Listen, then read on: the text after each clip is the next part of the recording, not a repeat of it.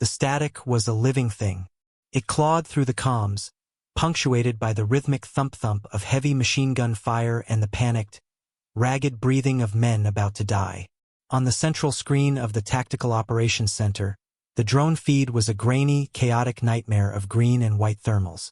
A dozen friendly signatures, Pathfinder 3, were trapped, their icons blinking red in a narrow, unforgiving box canyon known only by its grid coordinate. Sector 7G. Aching fire from 3 sides. Bravo element is down. Repeat, Bravo is down. We're completely pinned. Sergeant Cole's voice was stripped of everything but desperation. Command, we need air support now. The ceiling's too low for fast movers and the walls are too tight for anything. God, they're walking mortars in on us. Colonel Marcus Thorne stood before the screen. His arms crossed so tightly the fabric of his uniform strained. His face, etched with the severe lines of a man who dealt in acceptable losses, was a mask of grim calculus. The canyon was a death trap. The weather system that had stalled over the Zargos foothills was a churning hell of freezing rain and impenetrable cloud cover, with a ceiling barely clearing 300 feet above the canyon floor. Any fixed-wing asset would be flying blind into a granite wall. A helicopter would be a sitting duck. Air assets are a no-go, Thorne announced, his voice carrying the finality of a gavel strike. He wasn't speaking to Cole, who could no longer hear him over the din of his own firefight, but to the assembled staff in the dimly lit TOC. The enemy has manpads and at least one mobile AAA unit in the vicinity. We send a bird into that soup, we lose the crew and the aircraft, and Pathfinder 3 is still wiped out. The risk analysis is definitive. He pointed to a topographical overlay. The canyon walls will create a radar shadow. Our own missile defense can't cover them, and their targeting systems will be getting ghost images and ground clutter. It's a suicide run. We'll attempt to rally a ground-based QRF, but their ETA is 2 hours, best case. A silence fell over the room, heavy and suffocating. 2 hours was a death sentence. Everyone knew it. Standing near the back, away from the cluster of data analysts and comms officers, was Major Eva Rostova. She hadn't spoken a word. Her flight suit was immaculate, her posture relaxed but radiating a coiled stillness. Her gaze was fixed on the screen, not on the chaos of the firefight, but on the terrain map. She was tracing the contours of the canyon with her eyes, seeing not a death trap, but a puzzle. She saw wind shears, updrafts, and the subtle indentations that marked tributary ravines, the topographical fine print the satellite imagery couldn't fully convey. Thorne's eyes flicked over to her, his expression a mixture of irritation and grudging acknowledgement. He knew who she was, Major Rostova, call sign Valkyrie, a pilot with a file thick with commendations for unorthodox and high-risk maneuvers that had somehow, against all probability, succeeded. She was a relic from a different era of flying, one driven by instinct and feel, not just by algorithms and flight envelopes projected by a computer. To a man like Thorne, who trusted data above all else, she was a dangerous variable. "You have something to add, Major?" he asked, his tone clipped. Eva's head tilted slightly. Her voice, when it came, was low and even, devoid of the panic infecting the TOC. "The QRF won't make it. You know that, sir." "I'm aware of the probabilities, Major," Thorne retorted. "I am not, however, in the business of sacrificing a $30 million Apache and its crew on a probability of 0.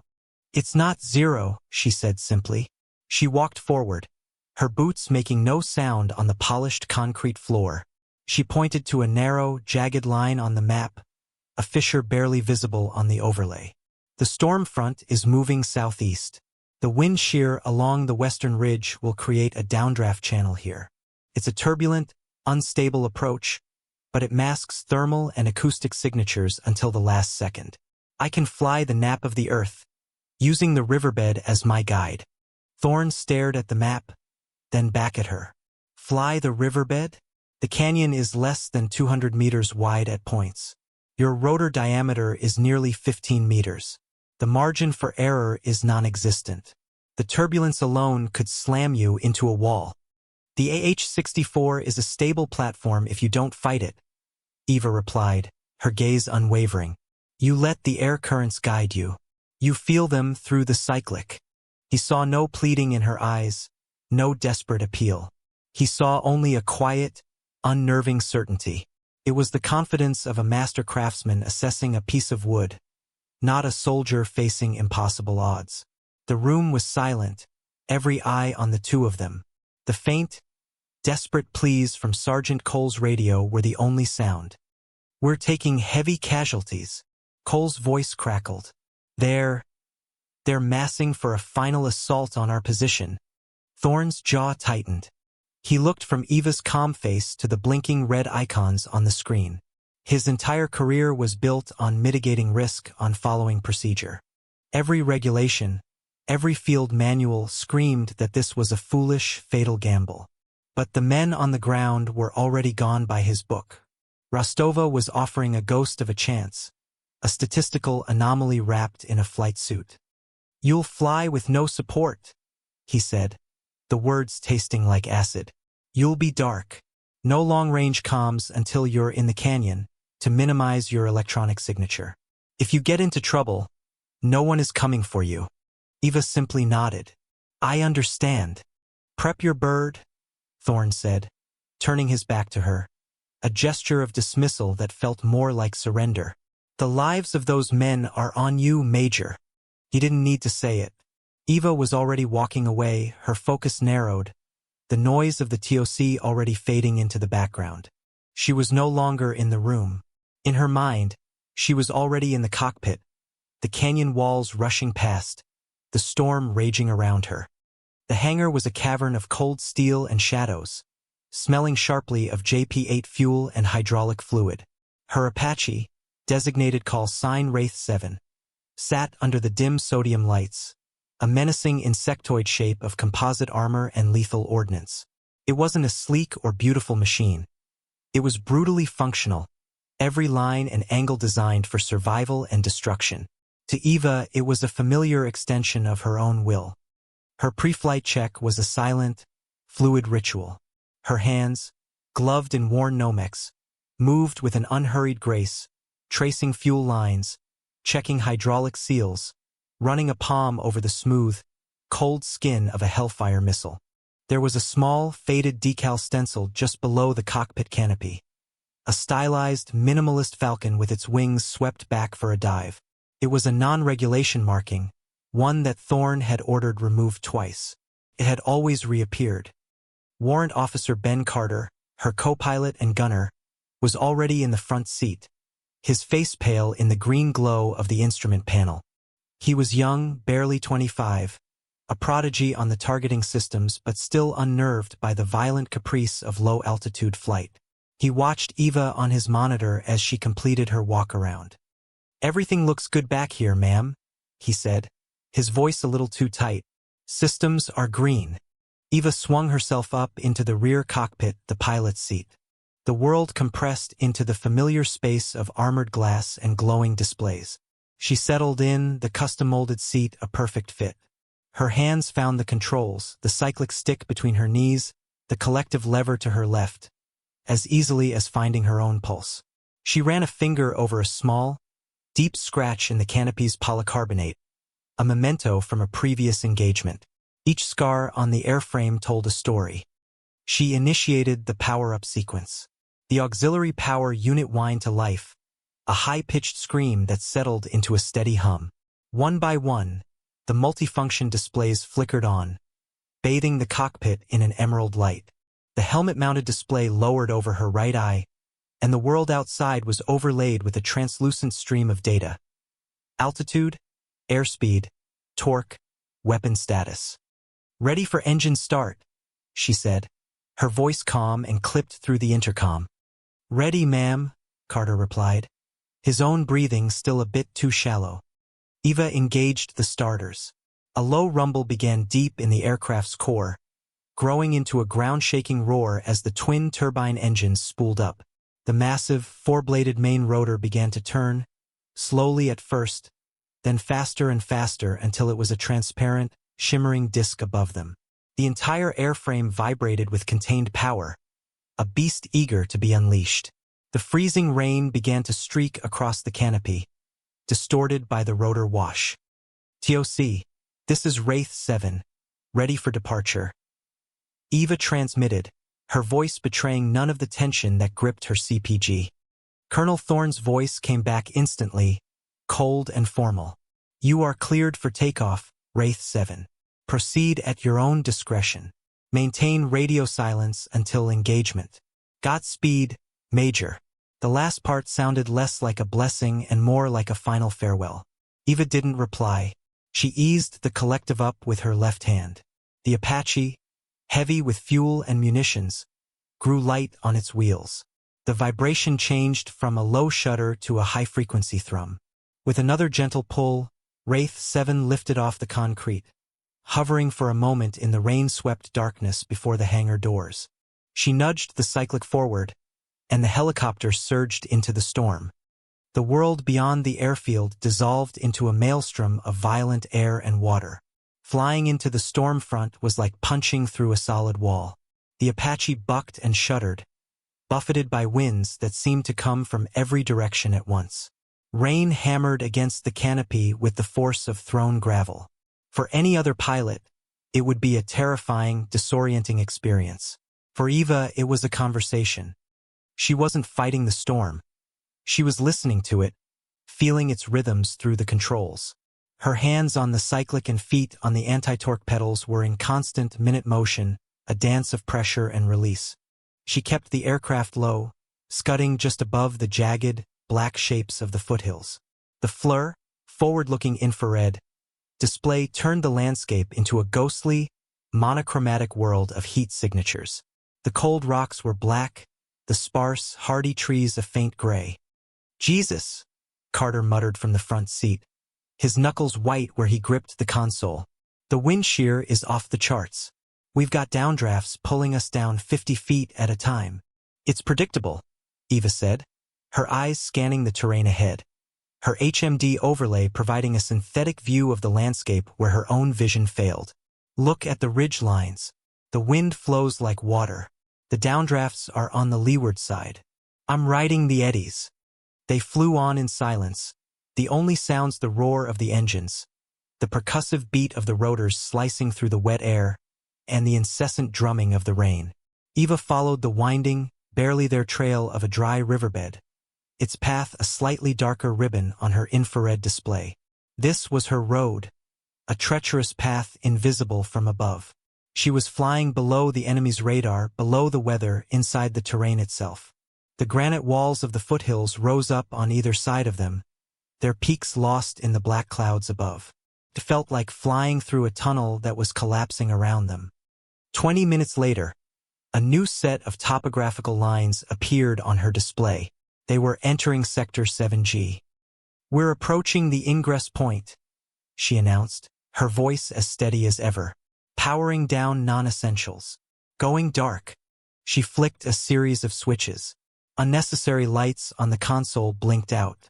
Their transponder went dead. To any electronic sensor, they had just vanished. Carter, slave the TDS to my helmet, she ordered. I want to see what you see. Roger.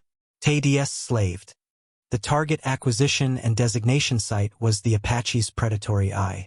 Carter swiveled the turret beneath the helicopter's nose, and a new, magnified thermal image appeared on one of Eva's displays. It was a live feed of the box canyon ahead. Even from 2 kilometers out, the scene was horrific.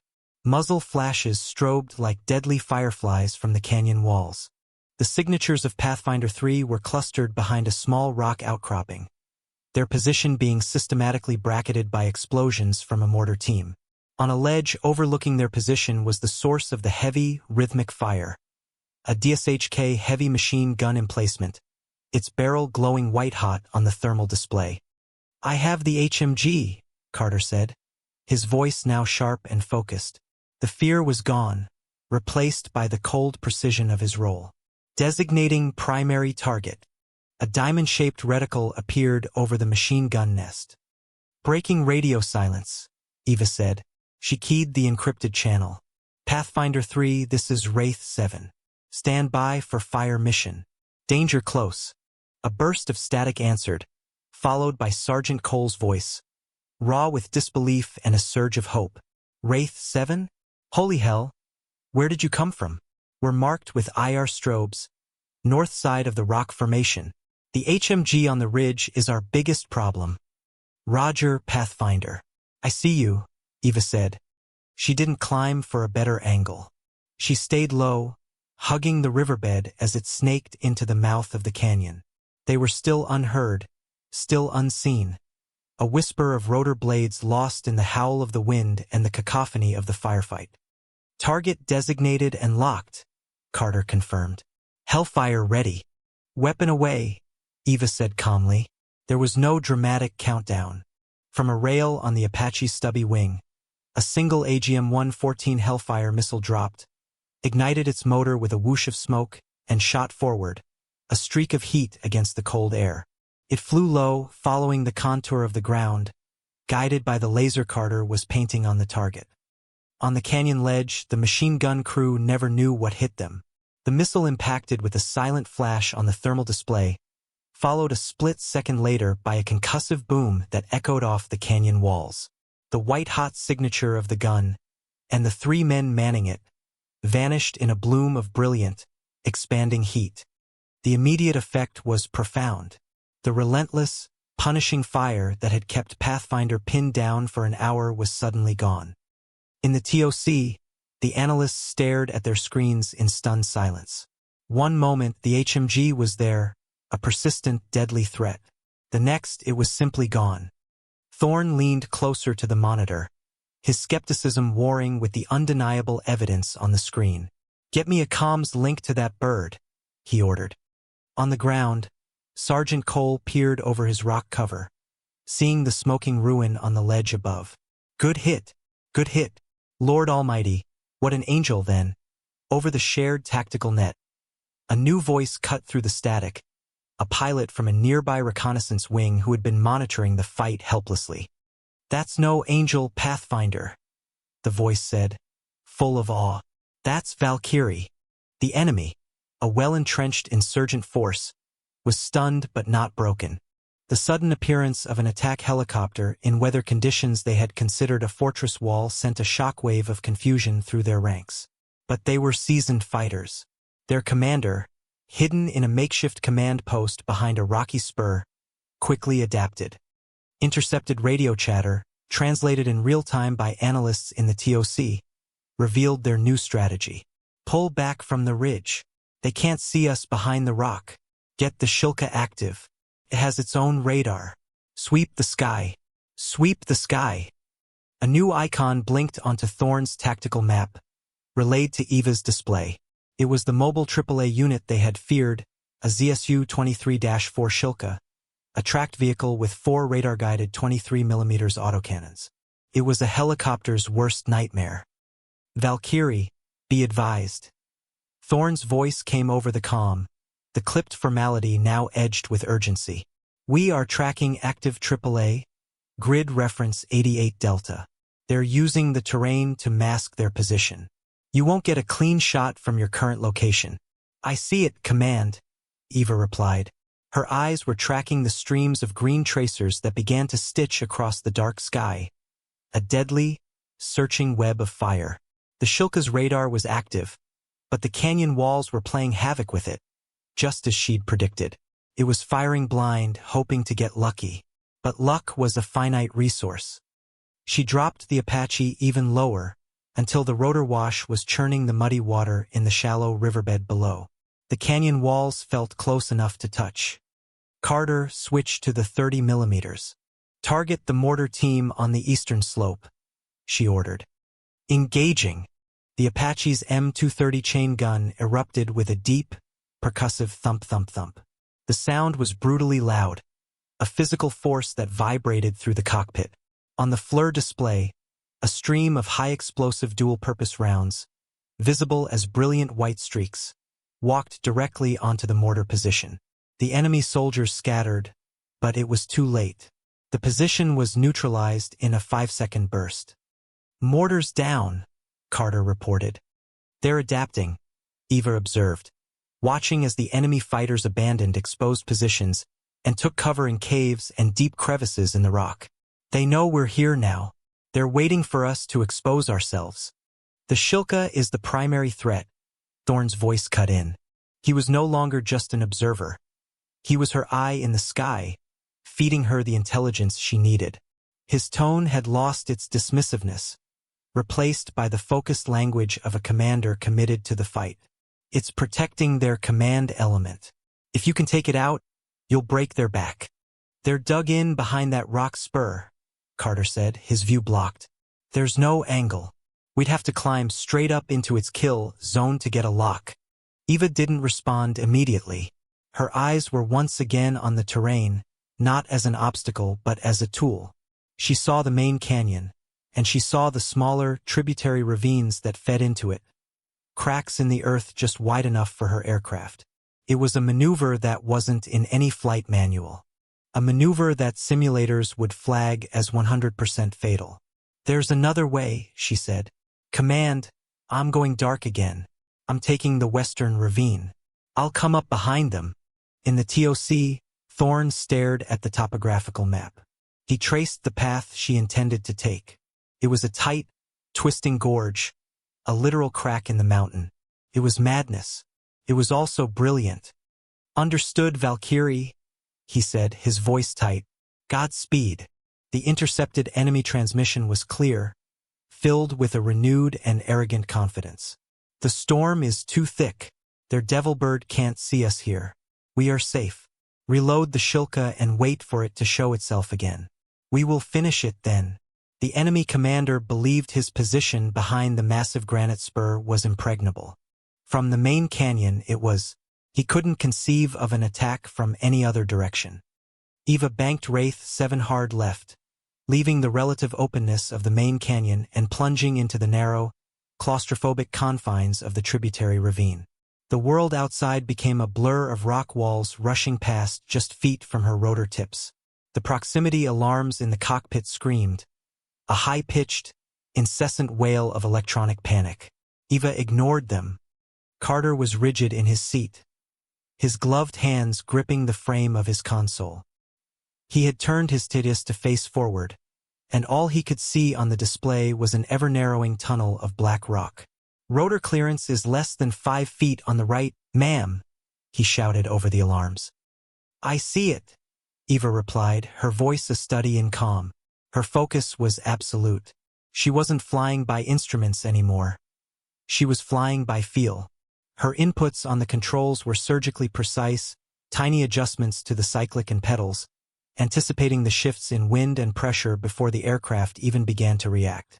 She was one with the machine, the turbulence of the ravine flowing through her, the Apache responding to her will as if it were a part of her own body.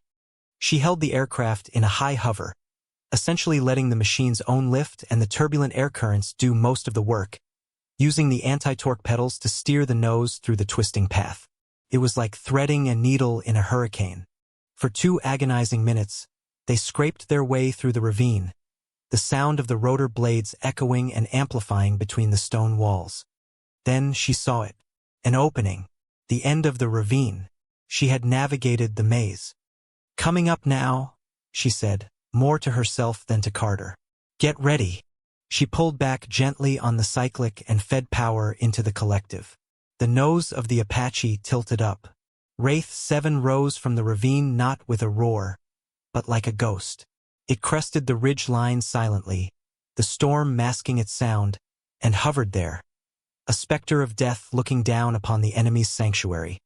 Below them, not more than 75 meters away, was the entire enemy command element. They were clustered around a map table.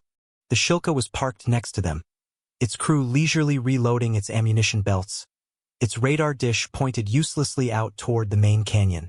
For a frozen second, nobody looked up. Then one man's head snapped around, his eyes wide with disbelief. He opened his mouth to shout a warning. It was too late.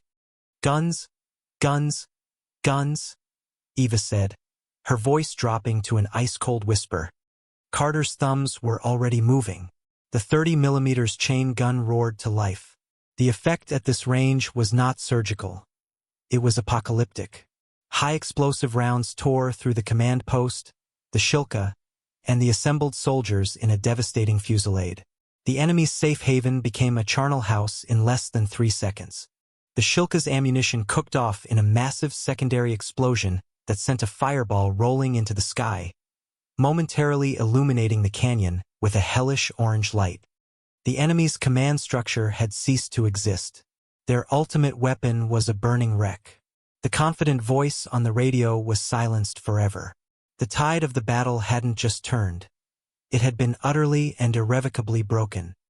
With the command element shattered and their anti-air capability reduced to smoking scrap, the remaining enemy fighters were scattered and demoralized. Their organized resistance collapsed into a desperate fight for individual survival. But Eva's mission was not yet complete.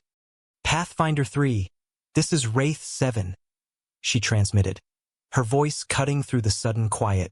"The primary threats are neutralized. Extraction is inbound to your position. I will provide cover." "Roger that, Valkyrie." Sergeant Cole's voice was filled with a reverence that bordered on worship. "You have no idea. We're popping green smoke. LZ is hot." A plume of green smoke began to curl up from behind Pathfinder's rock formation. Almost immediately, a new sound echoed in the canyon. The deeper, heavier whump-whump-whump of a Black Hawk helicopter, call sign Rescue 1, descending through the storm clouds. Eva circled the landing zone in a wide, lethal orbit. Her eyes, augmented by the TADS, scanned the canyon walls for any remaining threats. She was the shepherd, and the Black Hawk was her flock. A few sporadic muzzle flashes winked from a cave mouth on the far side of the canyon. A handful of holdouts trying to disrupt the rescue. "Carter, cave at 2 o'clock, Eva said. "I see them." Before she had even finished the sentence, a short, precise burst from the chain gun silenced the position permanently. The Black Hawk touched down, its side doors open. The exhausted, battered members of Pathfinder 3 scrambled aboard, their movements urgent. As they were being pulled inside, Cole paused, looked up into the stormy sky, and saw the dark, angular silhouette of the Apache circling above them like a guardian hawk. Just then, a volley of RPGs erupted from a hidden crevice below. The rockets streaked upwards. One flew wide, impacting harmlessly against the canyon wall. The other was on a perfect trajectory for the vulnerable, hovering Black Hawk. Eva reacted without thinking. She slammed the collective down and pushed the cyclic forward, throwing the Apache into a steep dive, placing her own aircraft directly in the path of the rocket. "Incoming!" Carter screamed. The rocket impacted the Apache's side with a deafening bang. The airframe shuddered violently, and a cacophony of alarms blared through the cockpit. A red light flashed on the main console. Right stub wing hydraulics failure. Eva fought the controls, the cyclic vibrating wildly in her hand. The helicopter yawed hard to the right, but she corrected with sheer force of will, her feet dancing on the pedals to keep the tail straight. "We're hit! We're hit!" Carter yelled. "We're still flying," Eva grunted, her teeth clenched. She ignored the screaming alarms and the damage reports flooding her display. Her eyes were still outside, still on the mission. She located the source of the RPG fire. "Target," she snarled. Carter, recovering his composure, laid the crosshairs on the crevice. Locked. Eva unleashed the last of her ordnance, a pair of 70mm rockets that streaked from their pod and obliterated the enemy position in a shower of rock and fire. Below, the Black Hawk's ramp was closing. "Rescue 1 is Winchester. All personnel aboard. We are lifting," the pilot called out, his voice tight with adrenaline.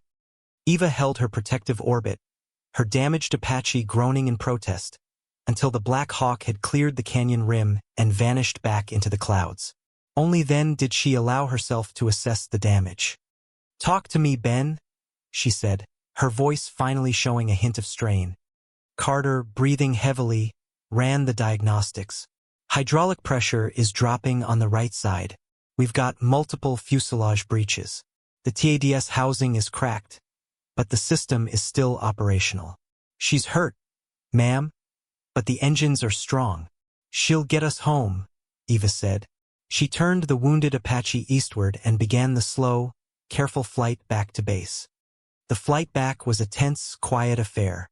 Eva nursed the damaged aircraft, every input gentle, every movement deliberate.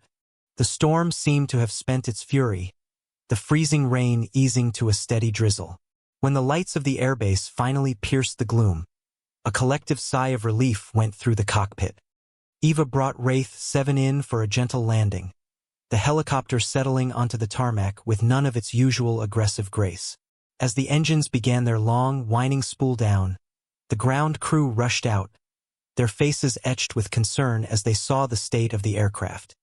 The right stub wing was a mangled wreck, blackened by the RPG's warhead.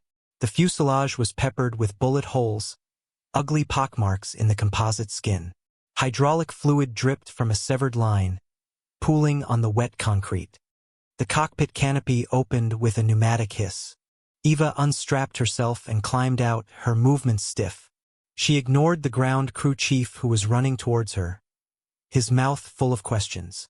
Her eyes were on the figure standing alone at the edge of the hardstand, waiting in the rain. Colonel Thorne.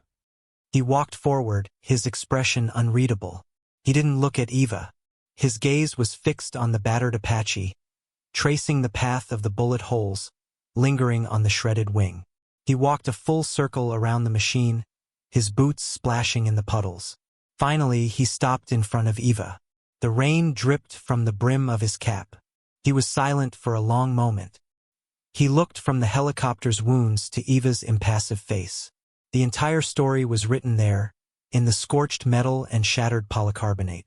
No report could ever capture what that machine had just endured.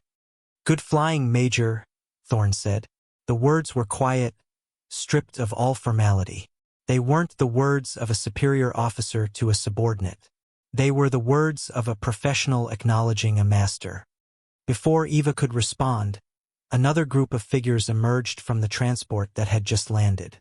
It was Pathfinder 3. They were grimy, exhausted, and some were wounded, but they were all alive. Sergeant Cole broke from the group and walked directly to Eva. He stopped a few feet away, his face a mask of awe and gratitude. He didn't say a word. He simply brought his hand up in a slow, perfect salute. One by one, the rest of his team followed suit. A silent, solemn tribute from a dozen men who were alive because of her. Eva met Cole's gaze and gave a single, slow nod of acknowledgement. It was all that was needed. Hours later, the base was quiet.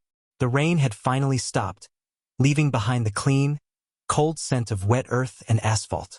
The controlled chaos of the TOC had subsided, replaced by the low hum of servers and the quiet clicks of keyboards as after-action reports were compiled.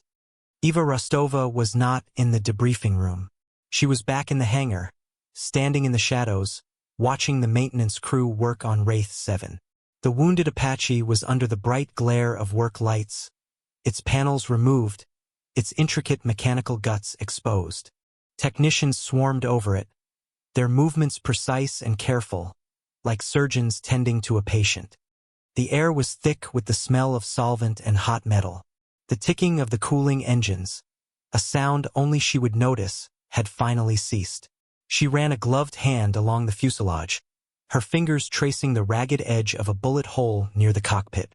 The metal was still warm. She felt the machine's exhaustion as if it were her own. They had gone into the storm together, a pilot and her aircraft, and emerged changed, scarred, but unbroken. Colonel Thorne entered the hangar, his footsteps echoing in the vast space. He came to stand beside her, following her gaze to the damaged helicopter. "They're calling it a miracle," he said quietly, not looking at her. "The official report will list it as a high-risk, non-standard aerial insertion under extreme weather conditions. It won't do it justice." Eva remained silent, her hand still resting on the Apache's skin. Thorne finally turned to her. "I reviewed your flight data. Your ingress through that ravine. The simulators said it was impossible. A 0% probability of survival. The simulators don't account for everything. Eva said, her first full sentence to him since she'd left. No, Thorne agreed, a hint of wonder in his voice. They don't. He looked at the faded Falcon decal below her cockpit, the one he had ordered removed. He looked at it for a long time, then simply nodded to himself. He reached into his pocket and pulled out a data slate. Your file has been updated, Major, he said, holding it out to her. He had personally amended it. The words unorthodox and prone to high-risk behavior had been deleted. In their place, he had written a single phrase: displays unparalleled instinct and mastery of aircraft in zero survivability combat scenarios. Asset indispensable. Eva took the slate, glanced at it, and handed it back. The words meant less to her than the silent salute from Sergeant Cole, less than the steady thrum of her engines carrying her home. The respect she had earned wasn't on a screen or in a file. It was in the silence of the hangar, in the quiet awe of the ground crew, and in the deep, unspoken bond she shared with the magnificent, broken machine that stood before her. The storm was over. The silence was her reward.